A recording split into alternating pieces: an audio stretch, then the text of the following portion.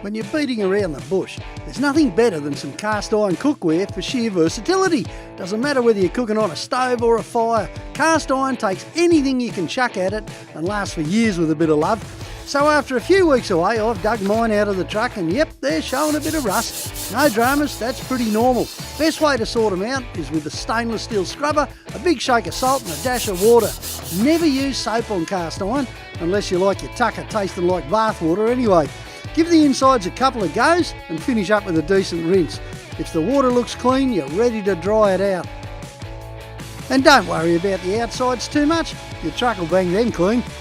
It's not necessary to be crucial on the cleaning, you know, the salt's killed everything, and that and the wire brush, it's done a lovely job. And there's this old thing amongst us cast iron cooking guys, always leave a little bit of flavour in the pot. Now all we've got to do is warm it up and oil it. I like to use olive oil because it's what I use in most of my cooking. Wipe some of the bottle stuff around the insides and give the outside a quick spray if you're in a hurry. But any oil will do it though, except that stuff you put in the motor anyway. There you go fellas, bloke-proof cooking at its best. And if they're real bad because your idiot mate left a bag of prawns in there last month or something, just whop into it with a wire brush on the end of a drill and use a lot more salt when you scrub it. The best thing about the 9-quart pot is you can put the 3-quart saucepan inside it. Get a load of that.